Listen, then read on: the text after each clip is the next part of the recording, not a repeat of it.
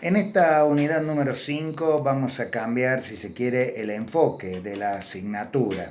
En realidad nos vamos a ir al otro término que le identifica. Vamos a hablar fundamentalmente de la comunicación. En las primeras unidades hablamos de qué concebimos por lenguaje, qué interpretamos por lengua o idioma, qué significa un acto de habla y después nos preguntamos cuándo cada uno de los hablantes utiliza su idioma de manera adecuada, de manera correcta y de manera que desde el punto de vista del saber elocucional podamos denominar congruente. Esto implica definir qué interpretamos por suficiencia expresiva. Finalmente hicimos una referencia a cómo evoluciona el idioma y cuándo aquellas peculiaridades que vamos registrando en todas y en cada una de las comunidades hablantes se van transformando o no en norma de uso de dichas comunidades hablantes.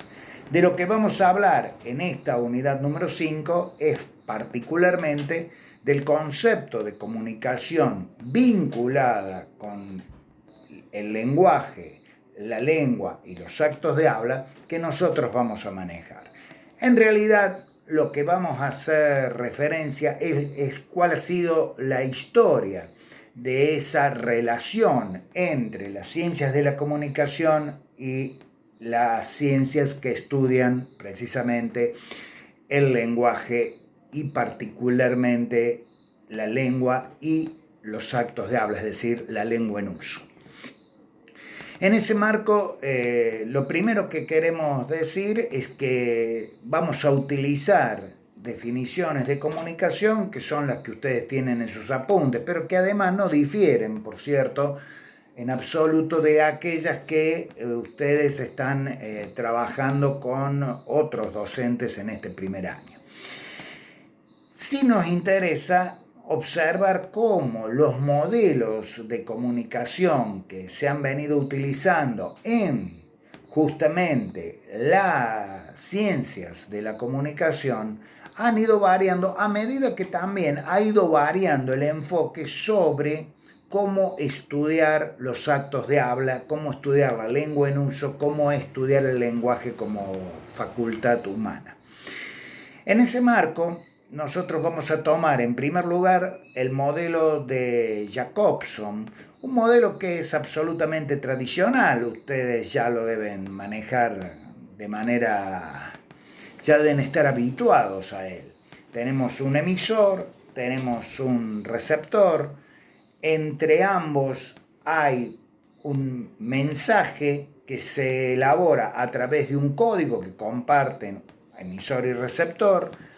Ese mensaje es compartido a través de un canal y finalmente se produce, si es que hay respuesta de algún tipo a ese proceso de comunicación, una retroalimentación que vamos a denominar feedback.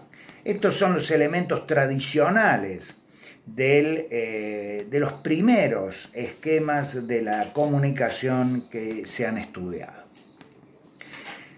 No por nada estos conceptos están íntimamente relacionados también con una manera de concebir los actos de habla y la forma de estudiar al lenguaje y a la lengua que se tenía en la primera mitad del siglo XX. Ustedes ya deben haber leído algunos apuntes que hacen referencia precisamente a cómo se estudiaba la lengua en esa primera mitad de siglo. Si no, lo van a hacer ahora cuando interrelacionen cómo se estudiaban los procesos de comunicación antes y cómo se estudian ahora. Antes se interpretaba que todo lenguaje, toda expresión a través del uso de la lengua merecía ser analizada a partir de una unidad concreta que era la oración. En ese contexto, ¿qué es lo que observamos? a muchos lingüistas estudiando particularmente las relaciones entre sujeto y predicado, cuáles eran los componentes de esa oración y cómo se articulaban entre sí. La lingüística ha evolucionado y ya no estudia o no tiene la oración como unidad de análisis. Lo que tiene como unidad de análisis es al texto en su conjunto. Un texto que puede ser de una sola palabra, como por ejemplo que yo les diga estudien como única palabra y como único texto, o pueden ser las obras completas de Borges.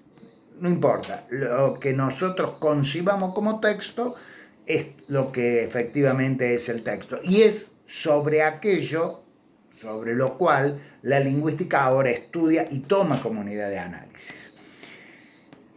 Eso implica, o mejor dicho, aquella visión de trabajar primeramente sobre la oración equivalía a pensar que el mensaje siempre era unívoco, siempre era logrado y siempre era transparente. Unívoco significa de que todos iban a interpretar de la misma manera el concepto del mensaje o del concepto vertido en esa oración. Ejemplo, si yo digo estudien, todos ustedes van a interpretar qué es lo que yo estoy queriendo decir con ese término. En segundo lugar, se interpretaba que siempre estaba logrado, es decir, que bastaba con que ustedes me escucharan a mí decir estudien para que el objetivo del mensaje del emisor, en este caso, quedara absolutamente cumplido. Y en tercer lugar, que había absoluta transparencia, que nada se interponía entre lo que yo interpretaba por estudien y lo que ustedes tienen que interpretar, cada uno de ustedes, por el concepto estudien. Esta manera de concebir al uso de los actos de habla, en realidad tenía también su correlato con los estudios iniciales acerca de los efectos que se generaban en los grandes públicos, en la masa, a través de los medios de comunicación cuando estos comenzaron a ser estudiados allá por los comienzos del siglo XX, cuando ellos en realidad irrumpieron. Entonces nos encontramos, en primer lugar, con que muchos concebían la idea de que bastaba con decir algo a través de un medio de comunicación para que ese medio de comunicación, para que ese mensaje, fuera interpretado exactamente de la manera que quería ese medio de comunicación por millones de personas. Los primeros estudios de comunicación, tal vez ustedes ya lo han relacionado con otras materias, sostenían la idea, la teoría de la aguja hipodérmica. Es decir, yo inyectaba a cada uno de ustedes una sustancia, una vacuna denominada mensaje, y esa vacuna de manera uniforme en todos y en cada uno de ustedes generaba la misma reacción. A ver, ¿en qué se apoyaban esos primeros estudios? Voy a citar 3 casos vinculados con hechos bélicos supuestos o ficticios. Durante los primeros años del siglo XX, el primer magnate de los medios, llamado Rudolf Hertz, envió a un periodista a La Habana. Acababa Cuba de rebelarse contra el dominio español, había ya sucedido de alguna manera los hechos que dieron lugar a la independencia de Cuba, de España. Lo manda con el fin de narrar los prolegómenos de la guerra que iba a sostener Estados Unidos contra Cuba para quedarse precisamente con esta isla, con este isla hoy Estado, y ya en ese momento Estado independiente. Bueno, concretamente el periodista viaja a La Habana y le contesta a Hearst, le contesta algo así como: mire,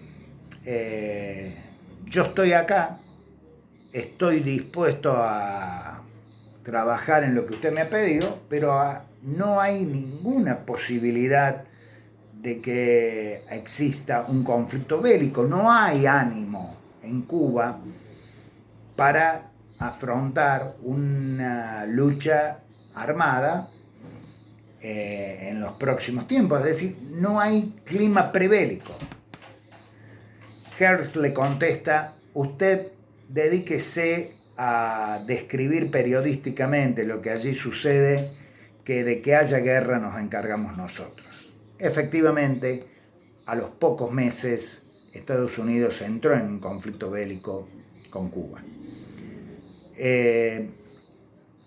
Muchos años después, no tantos quizás, porque de alguna manera los personajes se vuelven a relacionar, Orson Welles, quien, dicho sea de paso, iba a protagonizar luego de esta anécdota una película que se titula El Ciudadano y que es de visión obligatoria para todos los alumnos de comunicación. El Ciudadano Kane, la pueden encontrar de esa manera en cualquier videoteca. Es una de las obras cinematográficas más importantes de la historia del cine. Orson Welles, que va a ser el protagonista y el director del Ciudadano Kane, perdón, ¿cuál es la relación? Se refiere a Hearst, precisamente, a este primer magnate de los medios de comunicación. Por supuesto, no se lo menciona, pero es muy claro de que se trata de él a quien se hace referencia en esa película. Bueno, lo concreto. Orson Welles protagoniza un radioteatro allá por 1936. Le recomiendo ver también otra película que es más o menos contemporánea, unos años después, en realidad se hace, del Ciudadano Kane, y se titula La Guerra de los Mundos. No es la esencia, no es el origen de la anécdota, pero sí la describe cinematográficamente. La Guerra de los Mundos en realidad era un radioteatro y se emite por una emisora de Estados Unidos. La Guerra de los Mundos comienza con un espectáculo que se lleva adelante dentro de una emisora radial. Era muy común en ese tiempo las orquestas en vivo dentro de las emisoras. En Estados Unidos, en Argentina, en Río Cuarto, en cualquier lugar del mundo donde había una radio, la radio contaba seguramente con un escenario desde donde generalmente la orquesta de la propia radio ejecutaba temas musicales. Bueno, La Guerra de los Mundos era un radioteatro, pero se basaba en una historia que sucedía durante la transmisión radial de uno de estos recitales. En un momento, el recital que está saliendo en vivo, dentro ya de la ficción, es interrumpido por un informativista que, utilizando la cortina que la misma radio utilizaba habitualmente para presentar las informaciones urgentes, plantea que ha descendido en una plaza cercana de una ciudad de las más grandes de Estados Unidos una nave de otro planeta, un ovni. A partir de allí describe con efectos especiales, con efectos sonoros especiales, con los elementos técnicos con los que disponían en ese momento, describe el mobilero o el supuesto mobilero, quien actuaba como mobilero, describe lo que va viendo y lo que comienza a traducirse en la relación entre los supuestos habitantes de otro planeta y los interlocutores que en ese momento habían encontrado entre los vecinos de esta ciudad norteamericana. El tema es que los alienígenas venían con objetivo de conquistar la Tierra y comienzan a pulverizar a través de un rayo desconocido hasta ese momento en nuestro planeta a los habitantes que se iban acercando al lugar. Y todo esto es narrado con la carga de desesperación que un buen actor radial sabía incorporarle a las escenas radiofónicas. Es narrado por el actor que hacía las veces de cronista, que cumplía el papel de cronista. ¿Qué es lo que sucede? Mucha gente no había advertido porque sintonizó la radio más tarde, porque no le había prestado atención al comienzo del programa. Bueno, concretamente mucha gente no advirtió de que se trataba de una ficción. Y mucha gente entonces salió a la calle desesperada porque nos invadían los extraterrestres. Otro hecho iba a apuntalar poco tiempo después la idea de que los medios tenían el poder de decir lo que quisieran y la gente lo creía. Estados Unidos ingresa en la Segunda Guerra Mundial a partir del ataque japonés a Pearl Harbor. Estados Unidos siempre presentó ese hecho como un ataque inesperado, un ataque sorpresa, un ataque que no había sido preanunciado por Japón. En realidad, Estados Unidos sabía que iba a ser atacado Pearl Harbor, había logrado decodificar un código secreto que utilizaban los japoneses para comunicarse y por lo tanto había retirado de Pearl Harbor prácticamente a todos los barcos más importantes de su armada. Y lo que quedaban allí eran prácticamente desechos. Eso es lo que atacó Japón. Pero hasta allí no sería nada grave. Estados Unidos aseguró siempre que Japón atacó Pearl Harbor y nunca comunicó que le había declarado la guerra a los Estados Unidos. Por lo tanto, consideraba ese ataque un crimen de guerra. Japón, se supo muchos años después, había notificado el comienzo de las acciones bélicas a Estados Unidos. Le había declarado la guerra. Obviamente, la comunidad norteamericana creyó ciegamente en el mensaje de su gobierno, del ataque sorpresa, del ataque a traición, de la falta de declaración de guerra formal. Y de esa forma, quienes investigaron los efectos de los medios sobre la comunidad, pensaron durante mucho tiempo en la idea de que bastaba con decir algo a través de una cadena de medios para que una comunidad entera creyera lo que desde allí se decía. Este enfoque va a cambiar porque también cambia la lingüística. De eso hablamos en el próximo video.